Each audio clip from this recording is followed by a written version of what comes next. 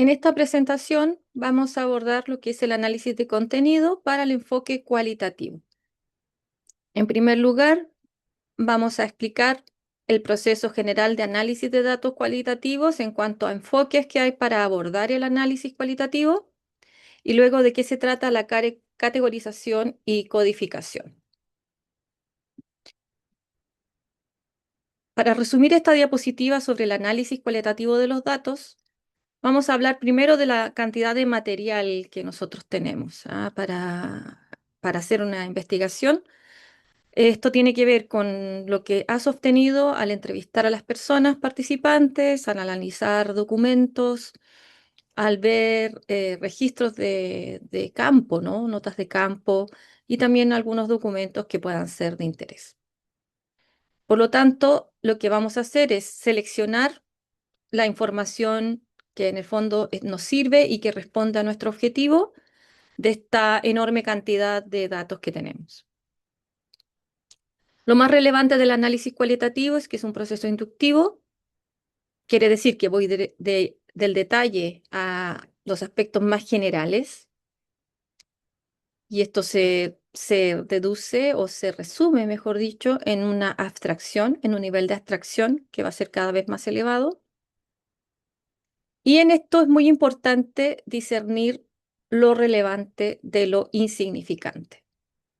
¿Cómo poder ayudarse en poder detectar lo relevante de lo insignificante? A través de lo que es el marco conceptual, por ejemplo, y por sobre todo lo que son las preguntas y objetivos de investigación.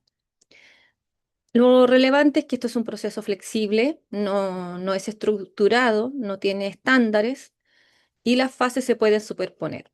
Lo más importante es que este diseño sea muy bien hecho, este tipo de análisis, para que en el fondo la investigación cualitativa tenga una validez. ¿Y cómo tiene validez? Es que la investigación, el estudio que tú hagas, pueda ser replicable. Y para ello tiene que haber fiabilidad y validez. Ya esto se refiere a que en el fondo el proceso metodológico que tú has seguido tiene una rigurosidad que permite que un investigador en una situación o contextos similares pueda llegar a conclusiones similares a las tuyas o pueda emplear el método que tú has realizado.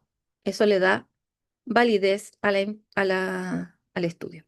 Acá en información no lo voy a poner, estas son las referencias. Las voy a poner así rápidamente. Aquí hay un enlace en donde pueden acceder a la investigación o lo que señala Fernández Núñez. Vamos a ver un primer enfoque de análisis en progreso que se llama de investigación cualitativa, que es un enfoque de Taylor y Bogdan. Ahí está la referencia.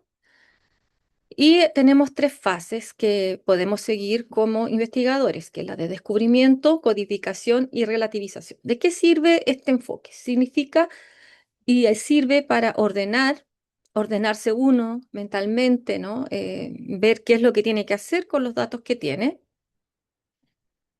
Vamos a ver que hay una fase que es de descubrimiento y por tanto yo puedo hacer una categorización a priori o de los temas que a mí me interesa en el fondo examinar. Por tanto, voy a leer los datos que tengo, o sea, voy a leer las entrevistas, voy a leer los documentos, voy a leer las notas de campo y voy a ir identificando algunos temas, ideas o frases comunes que se van repitiendo, aspectos que me llaman la atención y por tanto les voy a ir poniendo una etiqueta. ¿Ya? La etiqueta tiene que ver con la codificación, que es lo que acabo de decir, ¿no? Vamos a ver ideas, temas, conceptos, interpretaciones y propósitos que hacen las personas, no yo como investigador. Esta parte es muy importante, que la etiqueta sea lo que dice o está señalado explícitamente en los datos. ¿Qué quiero decir con esto? Por ejemplo, si estoy trabajando el tema de la percepción sobre la multimodalidad, si hay alguien que dice, yo creo que la multimodalidad eso va a ser adecuado para percepción sobre la multimodalidad. Por lo tanto, voy a destacar, yo creo que la multimodalidad es relevante, por ejemplo, y voy a poner como etiqueta percepción sobre la multimodalidad. Un ejemplo erróneo de codificación errónea sería que tú hicieras una interpretación de lo que está diciendo la persona y no lo dice explícitamente. Por ejemplo,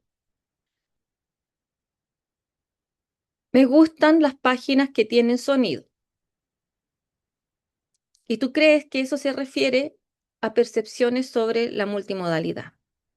No lo dice explícitamente, habla solamente de que le gustan los sonidos en los textos. Tú estás suponiendo que tiene que ver con creencias de multimodalidad y lo subrayas.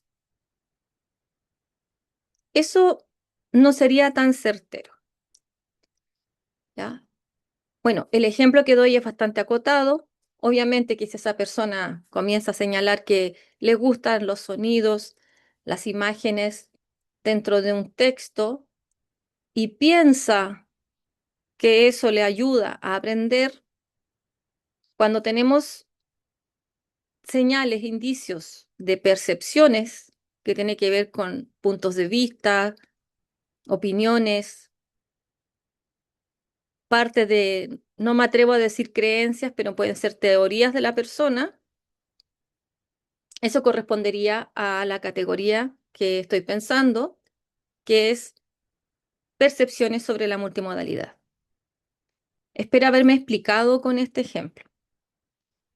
Cuando tú ya tienes etiquetado lo que la persona ha dicho o los documentos dicen, ¿no? De alguna manera hablan, por ejemplo, de la importancia de la multimodalidad, estoy dando ejemplo, ¿ya? Y tú dices, ya, esto se llama relevancia de la multimodalidad, que es uno de los temas que tú estás indagando o que tiene que ver con tu objetivo, porque los que dan las pistas para poder etiquetar correctamente es principalmente el objetivo general, los verbos de los objetivos o el contenido de los objetivos específicos y el marco teórico en gran parte. Entonces, cuando ya tienes el etiquetado, es decir, una primera codificación, que pueden ser, por ejemplo, 20, 30 términos que te parecieron adecuados, ahí comienzas la relativización, es decir, comienzas con la interpretación de los datos. Y ahí está tu capacidad analítica. Por ejemplo, gusto o disgusto sobre la multimodalidad, por ejemplo, que piensa que es importante o no es importante. Y en eso siempre te va a apoyar el marco teórico, sobre todo para quienes están recién iniciando el análisis de textos. Vamos a proseguir con otro enfoque que tiene que ver con el procesos interrelacionados. Este enfoque lo proponen autores como Myers y Huberman, quienes proponen un esquema para pensar el proceso de análisis. Y ellos parten con la reducción de los datos. Entonces, si ustedes lo ven, puede ser complementario a las tres fases que proponíamos en la diapositiva anterior. Dice que es una tarea que se desarrolla antes, durante y después de la recogida de datos. Entonces, aquí tenemos el proceso de reducción, separación en unidades. Vamos a tener separación de unidades en función de criterios temáticos, cronológicos, temporales, sociales, contextuales o espaciales. Si ustedes se fijan, es muy similar al enfoque anterior. La única diferencia es que aquí vamos a tener, quizás no vamos a tener etiquetas, sino que vamos a tener unos conglomerados que se van a separar de acuerdo a estos criterios. O sea, yo puedo, a ver, cuando yo escriba, ¿cierto?, el análisis, yo puedo decir que seguí en los procesos interrelacionados a través de criterios temáticos, por ejemplo, señalados referentes, por ejemplo, a lo que es la multimodalidad, por ejemplo. Luego tenemos identificación y clasificación de unidades, en donde hacemos también un proceso de etiqueta o cierto codificación de aquella información que me parece relevante. Y aquí se clasifican las unidades bajo un mismo criterio, es decir, que voy a poner aspectos dichos específicamente por la persona, ¿cierto? Por el participante, los voy a poner bajo una categoría. Por ejemplo, uso de la multimodalidad. Entonces la persona va a decir, por ejemplo, hago diapositivas. Por ejemplo, estás entrevistando a un profesor y el profesor señala, yo a mis diapositivas o mis presentaciones trato siempre de poner texto, imágenes, ojalá poder acompañar con sonido. Entonces ahí tú puedes decir que hay un recurso que está utilizado para la multimodalidad. Otro profesor puede decir, siempre les doy el texto y a la vez trato de que escuchen la música mientras estén trabajando con el texto.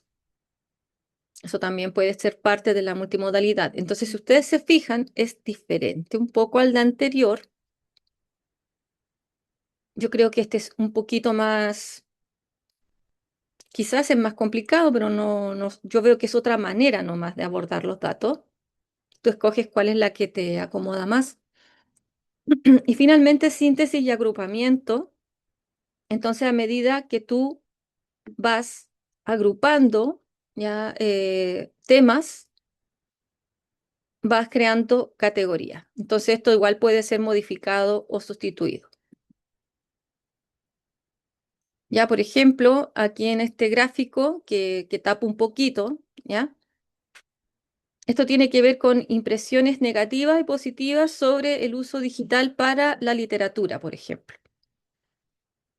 Entonces, aquí en este mapa están todas las entrevistas de las personas, ¿no? De los participantes. Obviamente el nombre ha sido cambiado por un tema ético y yo puedo extraer ideas negativas o ideas positivas sobre el uso digital. También tenemos la disposición y transformación, que se van a hacer gráficos o matrices sobre la información, que es lo que ustedes ven aquí. Y esto permite a la persona que está haciendo el análisis hacer relaciones entre los datos para poder hacer una interpretación. Esto se vincula mucho a lo que es el diseño o enfoque, o mejor dicho, diseño de la teoría fundamentada. Por lo tanto, yo diría que es algo un poco más complejo para personas que se están iniciando en investigación. En cuanto a lo que es la elaboración y verificación de conclusiones, vamos a hacer observaciones escritas sobre los datos y, por tanto, vamos a hacer una lectura de aquello que nos llama la atención. Por ejemplo, yo estoy trabajando, igual que en el enfoque, estoy viendo el uso digital para la transmisión de la literatura, ¿ya? O para la enseñanza de la literatura. Por tanto, voy a estar leyendo la entrevista, por ejemplo, de Paula, también la de Alfredo, y voy a encontrar datos muy similares entre ellos u observaciones que me llaman la atención, y por tanto voy a escribir en un documento aparte mis impresiones sobre esta temática de uso digital que han dicho Paula y que han dicho Alfredo. Esto comúnmente se llaman memos y este registro me sirve posteriormente para poder entender lo que he codificado. Por tanto, si ustedes deciden hacer una mezcla, digamos así, entre ambos enfoques, no hay ningún problema, todo lo que sirva para entender lo que están analizando, ¿ya? Entonces, em, para sintetizar esta parte, se podría señalar que en los procesos interrelacionados se juega mucho con los datos y se juega mucho con los datos que tú vas anotando en una documentación aparte. y que te van a apoyar finalmente a lo que es el análisis de aquellas impresiones, de aquellos temas que te parecieron de interés para tu investigación.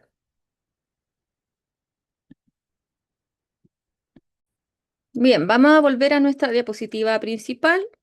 Ya hemos visto el proceso de análisis de datos cualitativos. Eran dos procesos que se explicaron. Tú puedes escoger uno o el otro. Puedes tomar ambos, aspectos de ambos que te llamen la atención y que tú encuentres importantes. Pero recuerda siempre de señalar en tu escrito que estás utilizando estos procesos y con los autores que corresponden. Vamos a ver entonces ahora la categorización y codificación más en detalle. Ya lo que vimos anteriormente fue la estructura para poder hacer esta categorización y codificación.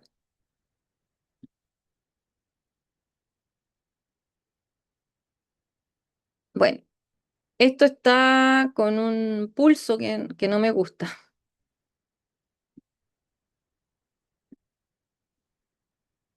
Bien, le hemos quitado el pulso a la presentación porque era muy incómodo.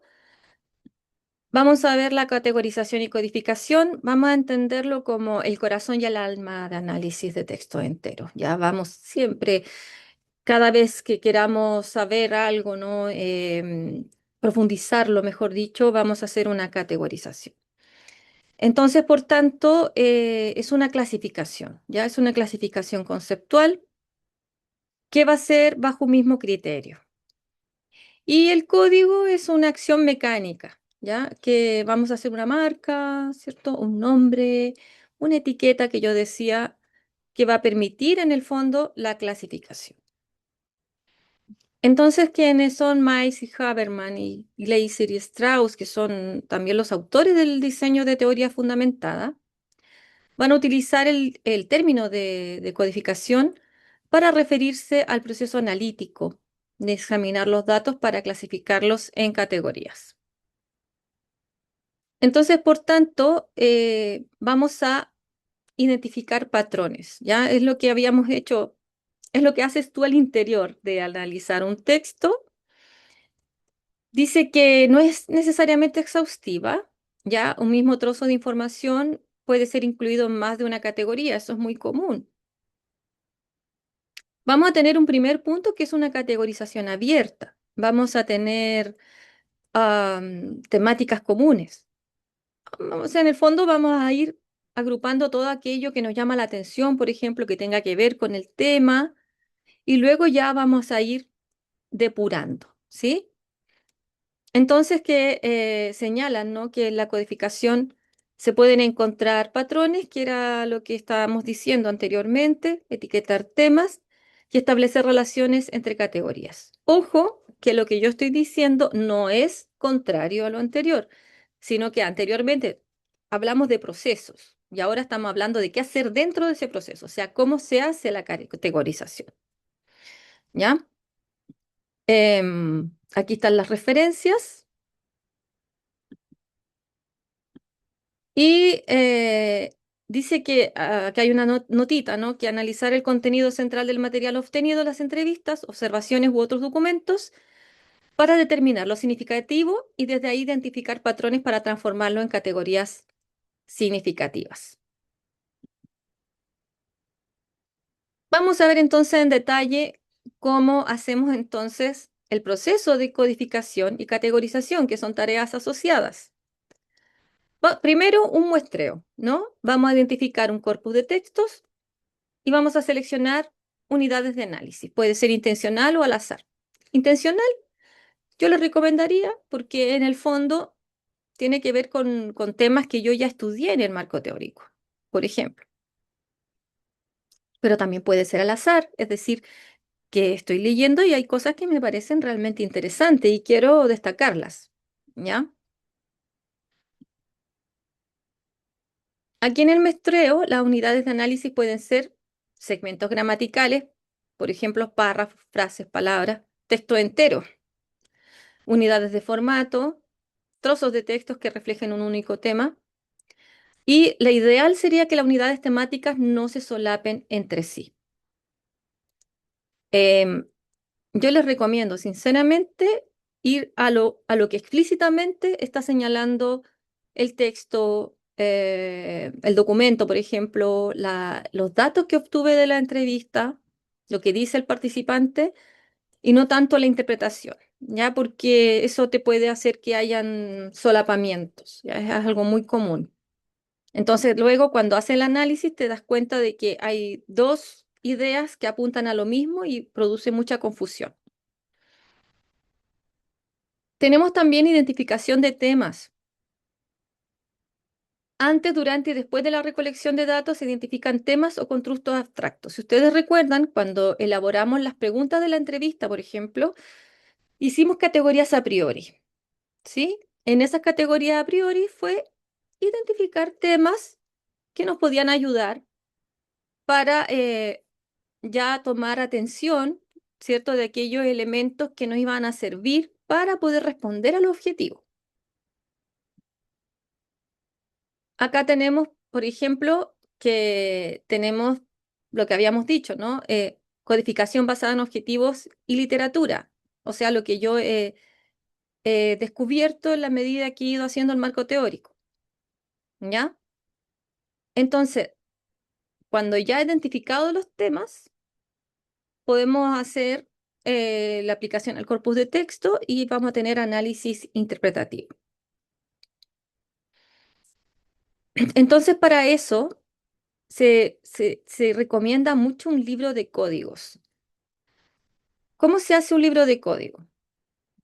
Usted va a tener, por ejemplo, de las categorías a priori que usted anotó, va a poner, por ejemplo, multimodalidad, uso de la multimodalidad, por ejemplo. Y le va a poner A1. ¿Por qué? Porque A es multimodalidad y uso de la multimodalidad es 1. El código es A1, uso de la multimodalidad, y usted lo define. Se va a entender esta categoría, ¿ya? O este código, se va a entender cómo la persona utiliza la multimodalidad en sus presentaciones, en su enseñanza, en los recursos que utiliza, etcétera. Entonces, esa definición te va a ayudar a ti como investigador a identificar más fácilmente y más claramente cuáles son los temas de interés para responder tu objetivo. Por ejemplo, ya dijimos, A, multimodalidad. B puede ser percepciones. B.1, percepciones sobre el uso digital, por ejemplo. O puede ser B, uso digital, o tecnologías digitales, son tan solo B2 o B1, uso de la tecnología digital. Y ahí usted va a poner como en un saquito, en una cajonera, todo lo que el participante o los participantes hablen sobre el uso digital. Un ejemplo, hay aquí, por ejemplo, ustedes pueden acceder a este ejemplo. Vamos a ver que primero que no es un proceso rígido, usted lo va a ir cambiando a medida que va avanzando la investigación y puede que algunos te sirvan y otros que no. Ya hay algunos que emerjan, pero es súper importante clasificarlos. Voy a mostrar rápidamente este libro de códigos, espero que se esté visualizando bien.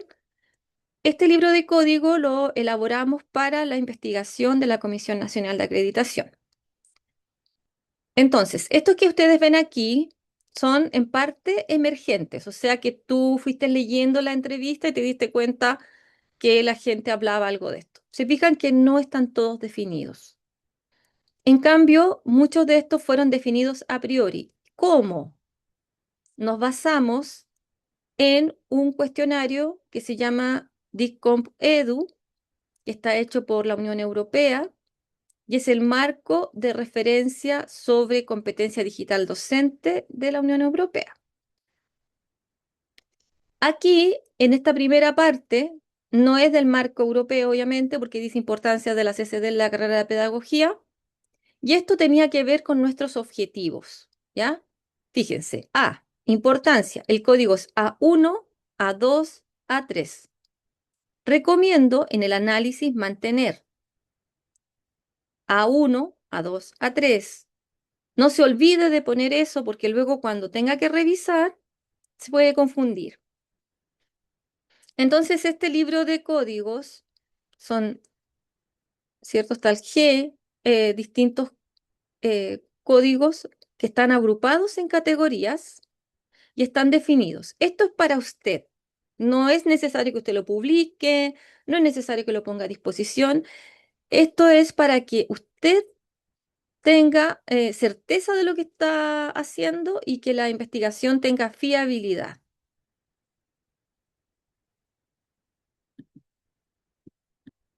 Luego acá tenemos marcar los textos, que es algo lógico que uno hace. Ya, por ejemplo, hay gente que le gusta hacer esto manual. Por ejemplo, tú tienes, imprimes, ¿no? Los documentos y le vas poniendo cintas de colores. Pero generalmente lo que hacemos es utilizar un software de codificación. Por ejemplo, tenemos el software Atlas T, que te da un tiempo de prueba que es bastante mínimo, la verdad. Creo que son horas, serán unos 2, 3 días máximo, en el que tú puedes asignar código a unidades de texto, probar la herramienta y luego tienes que imprimirlo o, mejor dicho, extraerlo a través del proceso de descarga. Entonces, mucha gente lo hace manual, ¿ya? Lo hace a través de Excel, a través de documento Word, a través de tablas, planillas, que va en el fondo poniendo un color. Por ejemplo, creencias y le va poniendo todo lo que sea creencia, le va poniendo rosadito, por ejemplo. ¿Ya? Entonces, vamos marcando los textos y vamos asignando los códigos. Por ejemplo, creencias es A1 y le voy poniendo rosadito A1. Y así luego, cuando tengo que hacer la interpretación, me es mucho más fácil llegar a lo que he ordenado. Y luego también puedo hacer modelos conceptuales, que voy a buscar relaciones existentes entre sí, por ejemplo, uso multimodal y creencias sobre el uso multimodal. Entonces, todas las categorías o códigos, ya mejor dicho, todos los códigos, mejor dicho, relacionados con uso de multimodalidad, voy a ver cuáles de ellos son consecuencia, por ejemplo, de lo que es la creencia sobre el uso multimodal. Entonces, supongamos, vamos a hacer un ejemplo bien concreto. Estás leyendo una entrevista y un participante dice, a mí no me gusta hacer presentaciones con dibujitos, creo que eso no es bueno para el aprendizaje porque desconcentra a la y los estudiantes, por lo tanto, yo siempre hago presentaciones con solo texto, un texto muy cortito y ya está. Y por otra parte, ¿cierto? En uso digital, perdón, en uso multimodal, en recursos, la persona dice, no, a mí me gusta usar Canva, me gusta usar Genially, siempre estoy haciendo juegos, estoy haciendo carta. Entonces, claro, ahí tú puedes vincular lo que dijo el participante, el mismo participante, ¿no? Tú puedes decir y relacionar el uso de recursos. Por ejemplo, el participante utiliza recursos como Genially y Canva, pero sin embargo, él piensa que la multimodalidad no es relevante. Ese es un ejemplo. ¿Y por qué no es relevante? Porque dijo que en sus presentaciones no le gustaba poner dibujitos, ¿no? La interpretación no puede ser una sobreinterpretación. Ya nos tenemos que basar siempre en lo que se ha dicho explícitamente en el texto.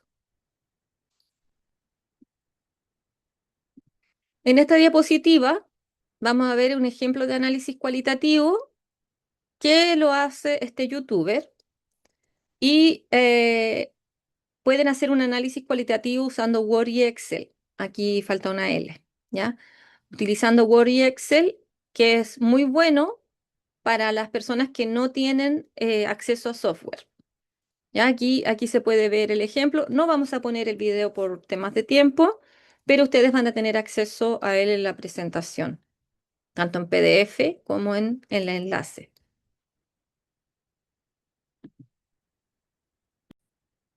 Y esto sería todo por ahora. Espero que haya sido nutritivo para ustedes, que les sirva para su análisis.